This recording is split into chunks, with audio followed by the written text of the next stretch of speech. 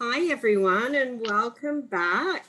I hope you had some great conversations and you've got a few more contacts on LinkedIn now. Or if you haven't throughout tonight's presentation, that you get amongst it on LinkedIn and start reaching out to some of your new contacts. We had a great chat in our room. Before we do, though, get underway this evening and hand over to Simon, I did just want to quickly tell you all about a fabulous offer from our partners at RAPT. So some of you may know that IABC Queensland has a partnership with RAPT, and they provide us with a kit that we can that helps us to capture video that we then upload to an app, and then their team of editors takes all the hard work out of it. They apply their magic and they turn it into professional looking video. So they also assist us with filming and live streaming and that sort of thing. But they're offering everyone here tonight, and they haven't done this before, a free 1 hour video strategy workshop. The workshop can have as many people in the session as you wish, but it must be for a legitimate organisation, so not individuals or students. And the workshops must be booked in and take place by 15th of April. So we'll pop those details in an email to you all after this event. So do look out for that if that sounds like something that could be of interest. So I'm delighted to introduce now our first guest speaker for 2022, Simon Kelly, who is the Director of Media and Public Affairs for the Queensland Police Service. Simon began his comms career as a journalist in regional Queensland before joining QPS Media back in 2004. And since then, not only has he risen through the ranks to become the director, but he's also overseen the digitisation of QPS communication and has led the team that has helped establish QPS as a case study in brilliant social media management. Through floods, fires, pandemics, and everything in between, QPS has been a relied upon presence on social media over many, many years. And tonight, Simon is going to share some of his insights and learnings on how to use social media in times of crisis, and at the same time, build incredible connections with your audiences. Thanks for joining us tonight, Simon, and now over to you. Good evening, everyone. Thank you so much for that introduction. Hopefully you can hear me okay. It's great to be part of this presentation tonight. I wish I could have been able to do it in person, but obviously these are difficult times, and fortunately nothing ever goes wrong with technology, so everything should go completely smoothly, shouldn't it? Next slide, please, Mel. Before I get started, I'd just like to respectfully acknowledge the traditional owners and custodians of the land on which we all meet, and elders past, present and emerging. And next slide, please, Mel. And so I guess what I like to do, I always appreciate the opportunity to present about the work that my team and my colleagues do. They do a fantastic job, and they cover off on a lot of different issues, and it's great to be able to share that with other comms professionals. It'd be great to be able to have a more interactive conversation, but I think it's probably going to be easy to do Q&A at the end, so happy to take any questions then. So we started using social media as an organisation back in 2010, and I guess what I'll talk about tonight is the journey we've been on since. So we kind of started as Tom from MySpace in the corner, but we're very much the other side of the slide now, where yeah, this is fine. So next slide, please, Mel. So I think it's important to start at the beginning of our journey. So we did start using social media in 2010, sort of dipped our toes in Facebook and Twitter at that point. At that point, it was still quite a new thing for certainly policing organisations to be playing in the social media space. And we had about 6 months of getting used to it before we had that summer of natural disasters that hit Queensland in 2010-11. And from there, we had a lot of focus go onto our channels. Because it was such a significant disaster, there was a lot of attention on what we did as an organisation. And I guess the journey we've been on since is how do we cultivate and grow that audience since then? So next slide, please. So if we flash back about, I can't believe it's 12 years ago now, to this just blur of several months of when we were doing live streamed media conferences, when that was something that was fairly new. We were crowdsourcing translations for materials for international tourists. We were myth busting. We were providing essentially, a live news feed to media organisations who are helping to amplify our messaging. It was quite the blur and quite the challenge, and it was really interesting to be part of that, and then to, after that, try to take stock and see where we wanted to go from there. So next slide, please, Mel. So our key learnings that came out of that period, and they're still applicable to varying levels today, is that people really do turn to social media in a crisis. There may be a cohort that will switch on the radio or go to a TV news channel. But I think very much the community, if they're wanting instant information, they will turn to social media.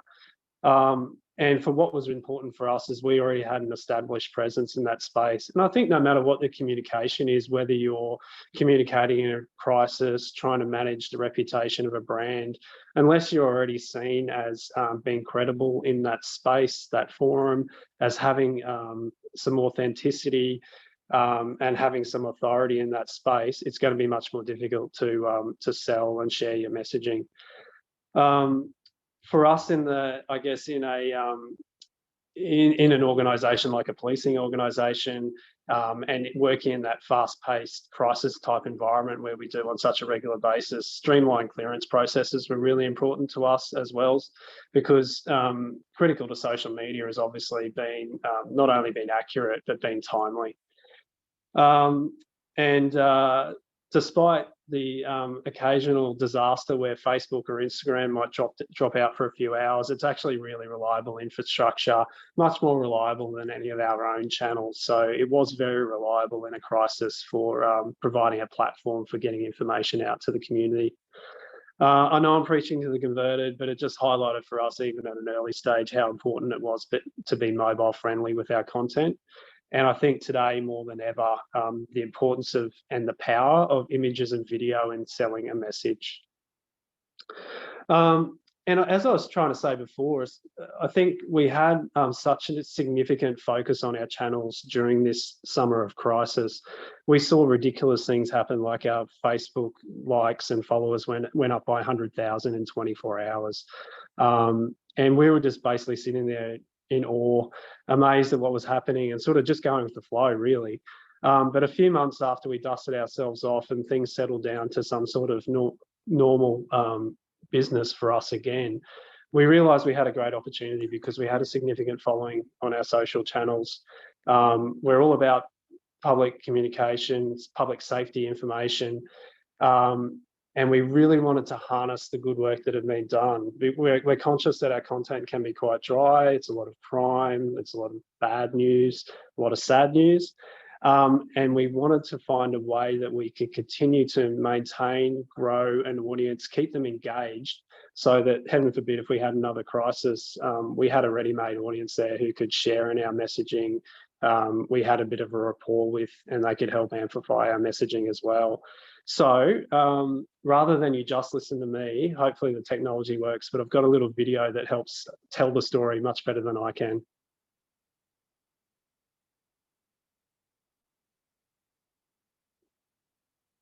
And there should be a play icon down towards the bottom. Hopefully that'll work.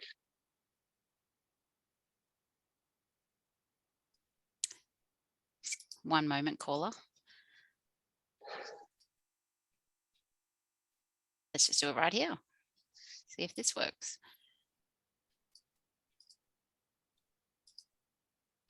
Nope. Sorry, Simon, I don't think it wants to play, but if you can send me the link, I can later on I can share it. Absolutely, no problem at all. So essentially it just tells the journey over a couple of minutes of what we've been through, but I'll try to capture that through what I talk about anyway. If you wouldn't mind jumping to the next slide when you can, Mel. essentially where we're at today is we are now leveraging a collective audience of about 3.3 million for the organisation. And what makes up that audience is our My Police network is pivotal to everything that we do in terms of our information sharing. So, and what that is essentially a news website with a range of other regional sites that sit off it. And that's our central host of information. It's central, but also geographically devolved. And we have basically, we reach about 2 million people a month through this platform. And then from there, social media is our amplifier. So our main channels being Facebook, Instagram, Twitter, LinkedIn, and YouTube. And that's our way. We will tailor messaging to the channels, but that is our way of amplifying the messaging to the whole community. And then from there, I really should mention that it's really important. We really value our relationship with the traditional media as well still to this day. We're managing hundreds of calls and hundreds of emails a day from media outlets, and we still see them as a significant partner in sharing and amplifying our messaging for the organisation. Next slide, please. And so this is just a snapshot. As a team, we're very conscious of trying to continually monitor our performance, whether we're hitting our metrics. Key to us is maintaining growth in our channels, but also maintaining and trying to increase engagement as well. So this is a snapshot from last year over a period of time where we saw over that period we were getting 1.9 million monthly views on our My Police channel. And then you'll see the growth on some of the other social media channels. Facebook's got a 15% growth, largely because that was during the rollout of our regional pages. So we had some small pages that were growing quite quickly. But Facebook and Twitter have the smaller growth because they're our more established channels and have bigger followings already. But you'll see Instagram and LinkedIn have had some significant growth. And that's because for us, they're channels that we're putting more energy into and sort of developing more of a strategy around. Next slide, please. But much like the majority of Australia, Facebook is our dominant platform. We have just over 1 million followers now, but if you're not already following, please give us a like afterwards. And we treat Facebook very much like it is almost like a neighbourhood conversation. It's the people next door. It's the people we run into down at the shops. It really is a mass reach channel for us.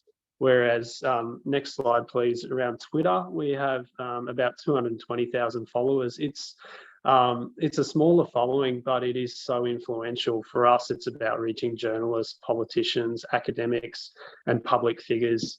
Some really influential cohorts who can really help amplify our messaging. Next slide, please. And Instagram, we have about 150,000 followers. Importantly for us, the most popular age group is reaching probably a slightly younger demographic, the 25 to 34-year-olds. While we treat Facebook and Twitter very much as a hard news channel, Instagram's softer content for us. It's very organic and quite often driven by users across the organisation. And it's mostly positive, and we view it as a soft recruiting tool. So it's a lot of officers looking happy on their jobs, posing in nice settings or with animals. And it's just a really great way of showing the diversity of the organisation and the work that we do. Next slide, please. And we are very much conscious that we are managing a brand and a voice of the organisation. I can remember very early on when we started using social media and we started to get some recognition for our use of it. You know, I'd go to a barbecue and someone would ask what I'd do, and you'd get a bit of a blank look. And then once we started to get some traction in the community, the first thing they would ask is, "Oh, do you have anything to do with Facebook page or the social media channels?" And we do try to, where appropriate, really have fun with the fact that it's police, being lighthearted on social media. We proudly wear the banner of our dad jokes, and we know can be a bit cringeworthy, but we wear that with pride, and that's our voice and that's our brand. And we'd certainly get a kick out of times when some of our content goes viral and achieves mainstream media coverage. And here's a couple of recent examples. So content that we put out around the Hottest 100 and also the recent Ashes series when the test was on at the Gabba. And I just think social media has enabled us to communicate with people in a different way. For people to be able to see the police in a different light, where they're making jokes about things that I'm actually interested in or I'm engaged in, just gives us that different opportunity. Next slide, please. But as I'm sure, as you all know, social media has its challenges. For us, they're really big channels. They require a lot of effort in terms of trying to continually maintain engagement, maintaining just the volume of comments, but also trying to maintain our style, balancing content, making sure that we're timely and topical with our information. We've built a loyal fan base, as I say, but we want to keep them invested. And sometimes, we'll take some risks and have a bit of fun, and that might be through providing a sassy comment back to someone, which is all part of the banter and the cut and thrust of social media. Next slide, please. So now I'd like to talk about our content pillars, and these are our five main content pillars, and balancing the content to keep our audience informed and also entertained is the goal here. The majority of our content falls under news updates and urgent communications, as you can imagine, being an emergency service organisation. We're certainly trying to bring in more in the campaigns and education space, but we're very conscious that it has to be packaged correctly and tailored to the channel. Interestingly, the QPS Human Touch is what we're most known for, but is the smallest portion of our input. But I guess it's the content that goes viral. It's the content that gets people talking and resonates with people more. And down the bottom, you see there is citizen engagement, which underpins everything we do. At the end of the day, we're a policing organisation. We're about public safety. We need to partner with the community. We need the partners' help in solving crime and getting out urgent public safety information. Next slide, please. And unfortunately, in a policing environment, we're dealing with crises very regularly. This is an example of a tragedy that befell one of our officers in June last year, where we lost one of our officers in the line of duty. And I guess just an example of how some of that information was shared on social media and how it was rolled out. So within 20 minutes, there's a tweet about the traffic incident in which the officer was killed. But then as the morning, that was in the middle of the night, and as the morning evolves, by about 8 a.m, we've got a full statement out on Facebook and other channels to confirm that a police officer has been killed and to go into a lot more detail. As the morning evolved, there was a media conference which was live streamed. But being a policing organisation as well, while we had that tragedy and it has a significant impact on the policing community as well as the community in general, we also had a concurrent criminal investigation where we're still using our channels to keep the community informed about that and appeal for information as well. And fortunately, through great policing work and the input of the community, people have been charged over that incident and are now before the court. Next slide, please. And while I've spoken about the social media channels that we're putting the most of our time and effort into, we are still always on the lookout for what's newer and what's emerging and where we might be able to engage with where the community is moving, and particularly maintaining engagement with a younger demographic. So while we're certainly not at the cutting edge in looking at channels like TikTok and Snapchat, that's certainly where our new energy is going into, and we're constantly working on better ways to inject ourselves into that space. This isn't a video that plays, but it's just an example of an officer finding an animal by the side of the road and helping them to safety. And just that little video had 381,000 views. So it just shows the power of those human interest stories that are out there every day, and the way that if we tell them in an authentic way and with good content, we can certainly get a reaction from our audience and maintain good engagement through them. Next slide, please.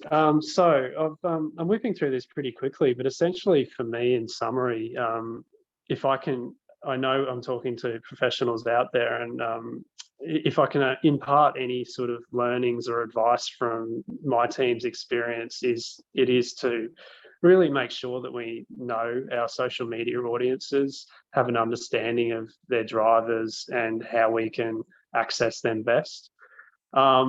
And what's really important to us, as I've said before, is growing our audience, maintaining engagement, because what's really important to us is that they are there to receive our messaging. They are engaged with the stories we're trying to sell, because ultimately, when we're dealing with a crisis, we need the public's help, and we need them to be engaged with our messaging and helping to amplify our messaging. So growing our audience is really important to us, but also really putting some thought into choosing our platforms and tailoring our content to not only the platform, but the audience we're trying to reach.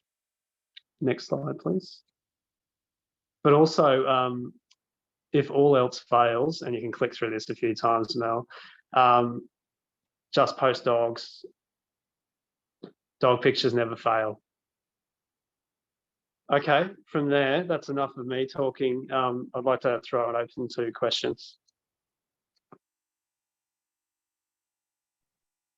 So everyone, thank you so much, Simon. I was furiously writing some notes while you were talking there, but what really struck me, I think, was how you were talking about, the creating the banter and really having a bit of fun with the fan base, but then really having to make that switch at times very quickly to discussing really some very sensitive and sometimes very tragic issues. Sort of, did you want to just talk a little bit more about that for a moment? Sort of, if you've been in a thread and that happens, is it just sort of, is there a protocol in there that you just stop with the banter and it's? Yeah, no, it's a good question, and I mean, the team's got a really good culture, and I guess they've played in this space for a long time, so they've really got a good sort of organic feel for making judgment calls around this. Ultimately, our serious content has to take precedence.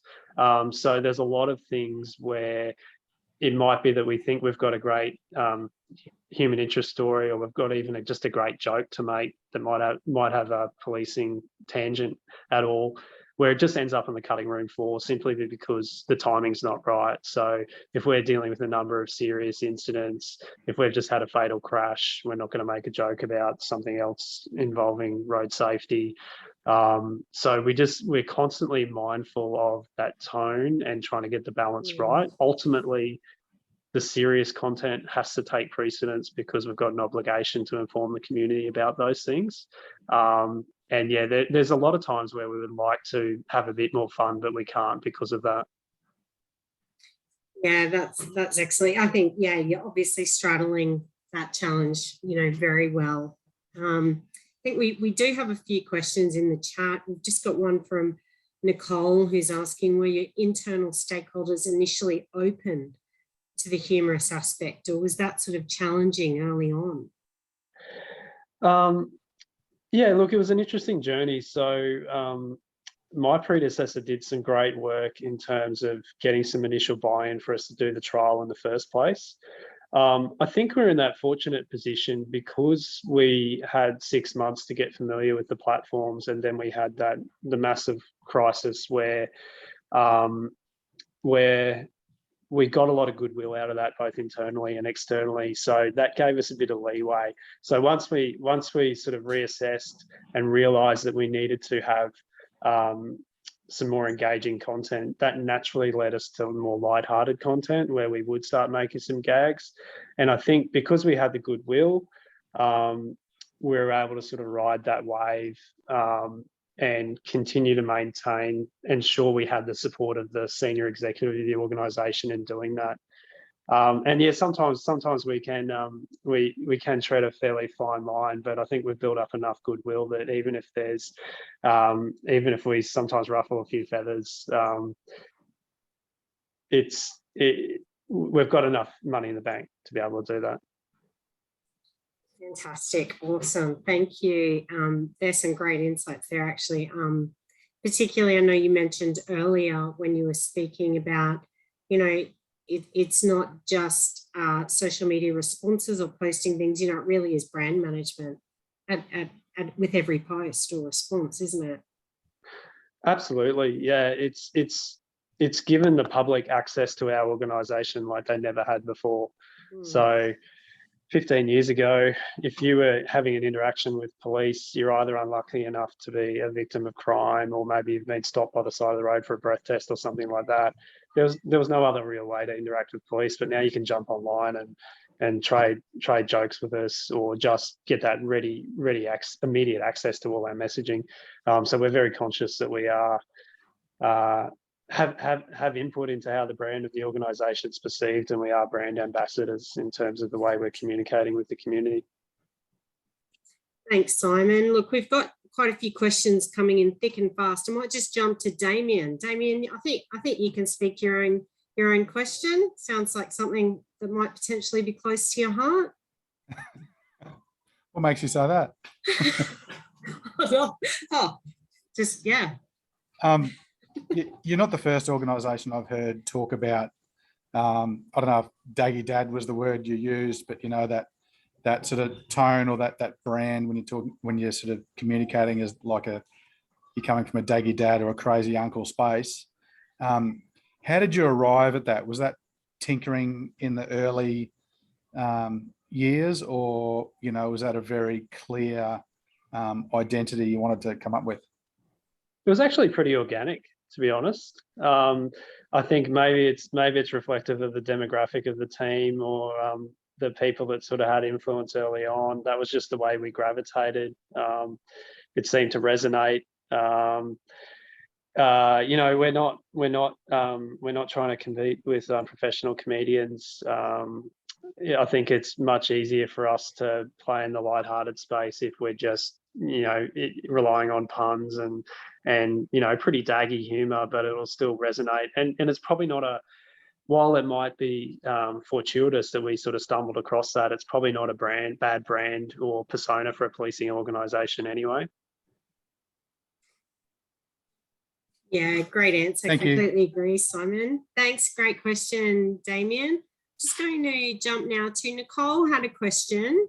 No, sorry, not Nicole. Brent, who's from RSL Queensland, which is a great organisation, asked, how do you cover off social media moderation out of normal hours? Yeah, social media moderation is probably our biggest challenge, full stop. We are fortunate that we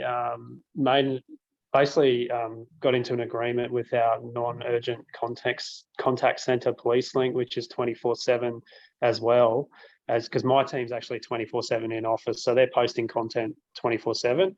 But given after hours, they're down to, can be as low as one person in the office at any given time. Their resources are really stretched, so they can't really monitor feeds over that time. So we struck up a deal with our non-urgent contact centre so they could help us share that load. It's more about trying to hide offensive content or follow up on anything that might need a policing response. It's not sophisticated in that they're not going to start engaging with people or anything like that. But to be honest, our biggest risk is inappropriate content staying on our channels for an unacceptable length of time. We do have some automated features such as swear filters and things like that, and we've fed in, I think, every swear word you can think of and probably every misspelling of that swear word. So is that a fun workshop, Simon? Yeah. Well, really interestingly, someone very senior came and visited the office quite early on, and someone had their filter of words up on the screen, and they were just sort of wandering around and looked at the person's screen and did a double take and moved on. I think we got to that person later and explained what it was about. But yeah, so we've got a few automated ways of easing the load a little bit, but to be honest, it really is our biggest challenge. Yeah, sure. I was wondering if that question would come up early, and it did. So thanks. That's a great response.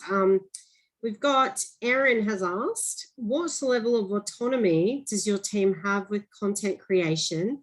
And I might just add to it Kristen's question as well, who's also asking about the approval process on those lighter tweets and managing risk. I think they're kind of really related.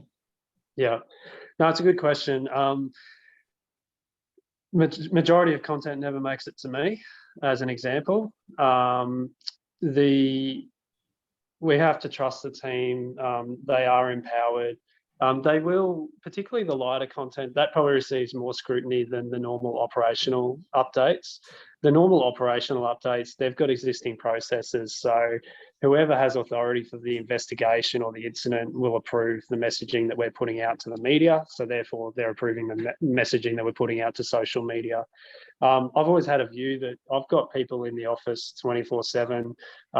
They're empowered to answer the phone, provide information over the phone. They're empowered to put out media releases without a senior person having to check it at 3 a.m, unless it's a significant incident, obviously. If they're empowered to do that, then they're empowered to speak on our behalf on social media as well. I think, again, the team's got good judgment, which has been sort of passed down through generations, and as our membership has evolved, I think they generally know when they might need a second opinion on something. And as I say, with the light-hearted content, still a lot of it does not come to me beforehand, but there will be some just workshopping within members of the team, those who are on shift at the time and things like that. Yeah, I just love that you're continually, using those terms like judgment and trust, and it, that's just fantastic to see that, that you have a team, that's so being built in that way, and that you're really confident with, I think that's something that quite a few of us that have managed social media for large corporates probably would be quite envious of. Sorry, just to add, sorry to cut you off there, but just to add a little bit further, I think, I totally lost it. Sorry, I think it's just, you do have to back the team, and you do have to take some risks. I think it's really interesting that somehow the audience knows. So there's times where we've put probably too much time and effort into something, and we haven't got the bang for the buck that we thought we would. But then a really flippant thing that someone just comes off on the fly, goes up within a few minutes, just goes gangbusters and goes viral, and people love it. So it's just amazing how it's almost the audience can sense when you're trying to be too contrived or trying to be too clever. And sometimes it's just the spontaneous stuff that just works better anyway. Awesome. I might just try and whip through just some brief answers on these ones. Was the QPS hierarchy nervous about embarking on a social media journey initially? I think there's always a bit of an element of nerves, but as I said, my predecessor did a good job of selling it right up to commissioner level at the time. And there's ways of introducing these things. So we did a trial. We did a trial for a few months, and to be honest, the first few messages we put up, it's almost, you put it up and then you sort of hide and look between your fingers to see if the world has ended or not. And we just got gradually a bit more comfortable. And as I say, it was really important for us to keep selling the benefit, the progress we were making to those senior people back in the day, to maintain their confidence. Because obviously, if we lost their confidence, then we wouldn't have been able to make the progress that we did. And then, fortunately or unfortunately, we were at the centre of a significant disaster where the value was just so obvious in terms of what social media could do even back then, that from there we just built up a lot of goodwill and could really build on that into the future. Thanks, Simon. That leads us on. Actually, I think that leads really nicely into what are you using for metrics? What are the platforms, tools? What are your hot tips on those things about that all social media managers with us tonight can get their hands on? This is where I might sadly disappoint people. So everything's organic at this point. We do it within the platforms, but we have embarked. We are government, and while I've been talking about streamlined processes, not everything moves as quickly as you'd like it to. We've actually been on a journey for quite some time about trying to procure a new tool. We're not quite there in terms of me being able to say publicly which tool that would be, but yeah, I actually feel like we're behind a lot of people in that space, and we're really looking forward to being able to just have a social media management tool where we can get better access to metrics. But I guess in terms of going back to even what we're doing organically, it's just about, I guess, trying to have a shared understanding of what we're trying to achieve and what is success. And for us, because we're about trying to reach mass audiences, it's about continued growth, and it's about engagement.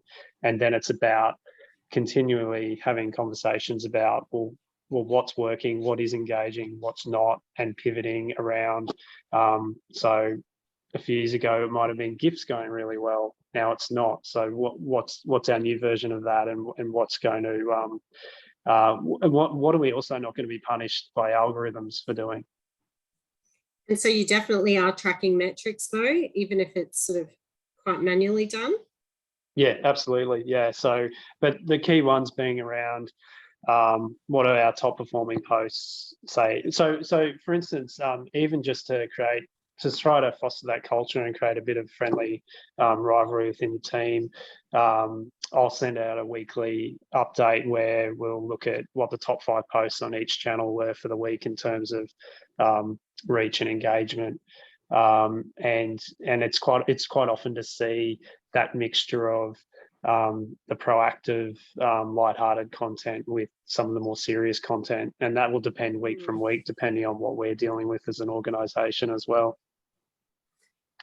And when your team are obviously composing this post, we've just had another question from Jenny, who's asked, how do you ensure your team all use a consistent voice? I know you've said they've all been there for quite a long time, and so obviously they would have learnt that voice, but it's a good question. Do they all work across all channels or only social? Oh yeah, good question. Yeah, and I should have spoken about how we're structured. So we're probably, we took this decision early, and we're probably different to a lot of organisations in the sense that everyone shares responsibility for social, essentially. So we have 2 main teams in that. One is the reactive 24/7 team dealing more with the media and dealing with the crises as they're unfolding. And then we've got the proactive team that is dealing more in the longer term strategy, the campaign space and things like that. But they all have a sort of shared involvement in posting content to social media. So if you're a media officer at 3 a.m. and you're dealing with a fatal crash, you're writing the media release and you're putting it on Facebook and Twitter. That's just an example. Yes, those teams will specialize in more areas. And I guess the proactive team will have the opportunity to, and the time to, cultivate and sort of engage with the audience a little bit more than the reactive team, which is sort of going from job to job. But we don't have a dedicated social media team off to the side that say we've got a team that works on a campaign and then they go, okay, we've done our campaign, we just hand it over to you now and you do the social. We don't work like that at all. And part of that is because I guess because we are 24/7 and really trying to share that across as many resources as we can. Sure. And how many are there in the team? We've just had that asked as well as a question. Yeah, so overall, we have about 40. And I guess while that sounds like a big number, I would caution you that is, so we've got the majority of people based in Brisbane. We've got satellite offices in Gold Coast, Sunshine Coast and Townsville. We are covering the whole state 24/7 with that reactive media team, and within the numbers that I've given you, that includes administrative staff. We've got 2 video content positions that are primarily providing video content to mainstream media, but we're also using it on social media. Yeah, so it sounds like a big number, but the actual media team is about 18 and the proactive team's about 10. Yeah, that makes sense. And here's another question on a slightly different tack, but from Emily, how do you protect your team psychologically if there is explicit content related to cases or incidents? Yeah, that's a good question, and it's something we have to be mindful of. The team is probably most exposed to difficult content in the written word or the way things are described to them.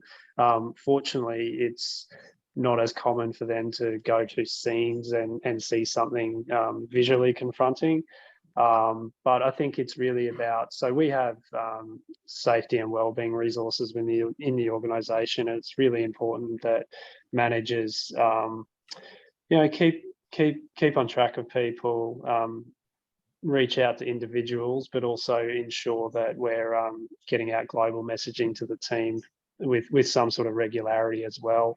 One of our team members is an informal peer support officer, is the term we use within our organisation, but he's great in that he reaches out regularly, particularly after significant incidents or a run of significant incidents, because we're dealing with a lot of tragedy in the type of content that we're reporting on, and he's great even in just running sort of 10-minute weekly mental health sort of check-in sessions for anyone who wants to take part as well. Is it something we do right or do enough of? I don't know if you can, and it's something we constantly have to monitor and try to ensure that we're doing better in that space. Yeah, sure, Simon. And that sort of leads quite nicely into just the last question we've got in our chat for tonight, which is around how has your management of your social channels changed over the past 2 years in light of the COVID-19 pandemic? That's a good question. I don't know if it's changed that much. I mean, we're constantly on a natural evolutionary journey with how we're managing things, and but I think COVID's been interesting in that police have had a significant role to play in it around compliance. We've been supporting health, but doing a significant role across government, and there's certain controversies associated with that. There's quite a divide on social media, so it's really been interesting. I think, if anything, it's probably helped us just be more mindful of the type of content that can invoke certain reactions. It highlights, the risks around the challenges of managing such a big audience and comments on our channels, and probably just being mindful of thinking about what channel's best for what we want to promote as well. And I think gradually over time, this isn't specific to COVID, but it's partly because of the algorithm and partly just because of our learnings. We've probably started to post a little less on Facebook. There's times where you want, and particularly in the road safety space, there's times where things are going to really invoke a response, but you actually want that because it's good. You want the education, or you want the debate that comes out of it, because it can be healthy in terms of getting your message out there and getting to people to think differently. But there's other times where it's not helpful at all. So where appropriate, we might pull something back from Facebook, but maybe still put it on Twitter or still put it on another channel instead. Yeah. So in terms of, over the whole time that you've been running, obviously, the sort of social media presence for QPS, can you sort of cite for us potentially what were some of the There must be in there the biggest fails and the biggest wins. Okay, that's a tough one. I think fails are difficult. Sometimes you will rethink content. One that stands out to me, just, and it may not be a biggest fail, but it's just about getting the tone right. So there was a time where it was around when the Australian cricketer Philip Hughes died. And there was that movement. It was probably the first movement where it was, put something out for someone. So it was like leave your bat out for Phil Hughes. And we had one of our specialist teams send through, like everyone was getting in on it, and they sent through an image of them, but they were fully kitted up, but they had the cricket bat. And I remember we sort of ummed and ahed about it, and we went with it, and then I sort of regretted it pretty quickly when we did, just because I think it was the image of how those officers looked because of the way they were kitted up. It just looked too confronting, and it just didn't resonate with people in the way it was intended. So it was just a good lesson for some, and particularly probably sometimes if you're not sure, maybe you're not sure for a reason, and you should sort of trust your instinct. So that's one that just immediately springs to mind. There's regularly things where you put a lot of effort into them and they might just not hit the mark in terms of reach the audience you want to reach. And I guess sometimes that's just timing. And there's other things like if you were able to see the video earlier, we threw in a few Nickelback jokes, and we've got a lot of attention for that. They never get old, Simon. Yeah, I mean, I hate Nickelback, so I'm happy to see them. We do use them sparingly as well, but sometimes you get a bit of backlash around that, and we do have to be careful that we're still trying to be playful and we're not seen to be sort of veering into that bullying space as well. Yeah, absolutely. And in terms of success, I think it's great when you see something that's funny and it's taken in the right way, and you'll hear stuff recited back to you where someone says, "Oh, that was great," and you see, or you can feel that it's having some sort of enhancement of the brand. And then ultimately, probably what's most satisfying is when you feel like you played a role in whether it be a significant investigation or in informing the community about time critical issues, or if the team's responsible for promoting things like Amber Alerts. If we have the ability to trace something like that back to someone saw that information on our channel and provided information to the police, which helped with the safe location of the child or something like that. I mean, you can't top something like that. Absolutely, you can't.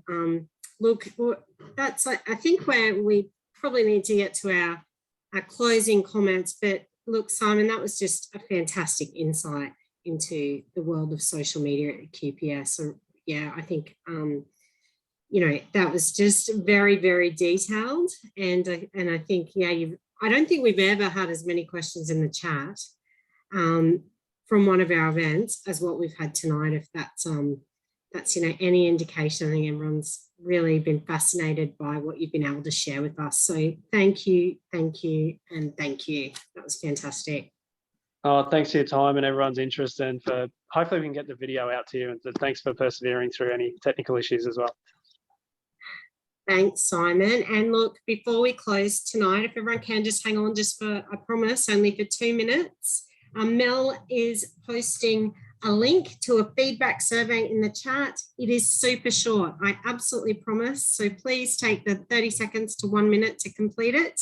It's really valuable to us because we want to know what you think.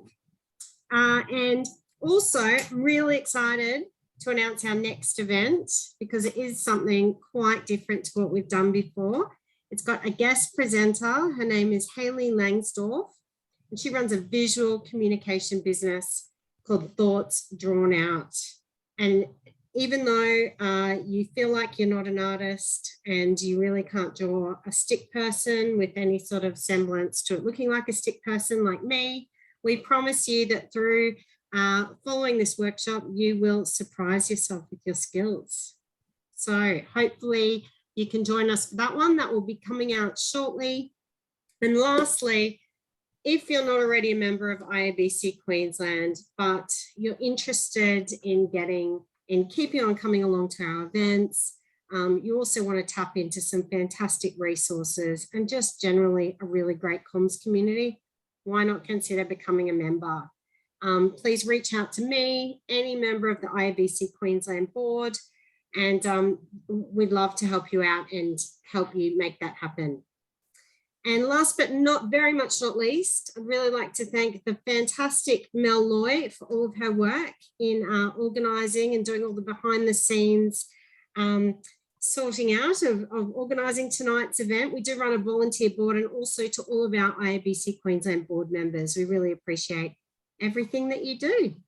So thanks again, everyone. Thank you, Simon. And we look forward to hopefully seeing you all at the next event.